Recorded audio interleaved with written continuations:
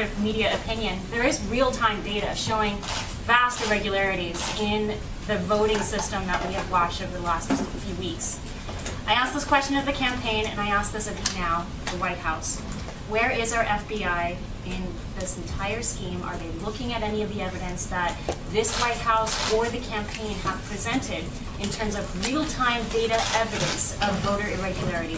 Where is the FBI? Yeah, I would refer you to the FBI on that, to the DOJ on that. There's Spoken with the FBI in the last 3 weeks. not that I'm aware of, but look, I would say that there are real questions on mass mail-out voting. We have put those questions forward, and we said this for the better part of a year. There was a bipartisan commission that talked about and identified the real potential for fraud with mass mail-in voting. Also, something that I would note is just we talked a lot about transfer of power in the election, and it's worth remembering that this president was never given an orderly transition of power. His presidency was never accepted.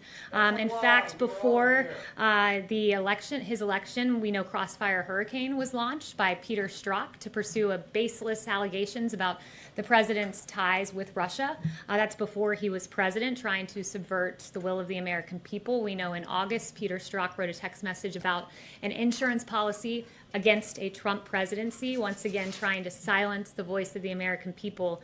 In 2016, we know in October that there was a FISA warrant taken out to spy on the Trump campaign. And then the American people spoke, and they spoke commandingly in electing President Trump despite all of the odds.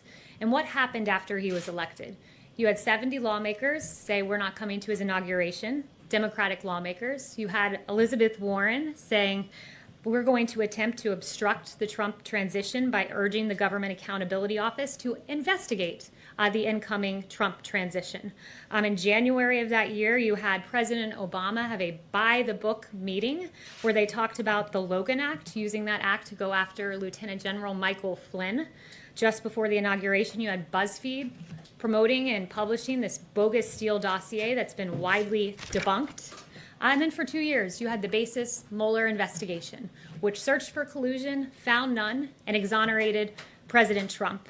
While in 2016, President Trump became the duly elected president, many sought to undermine him, discredit him, delegitimize him, and deny his victory. There were no calls for unity. There were no calls for healing.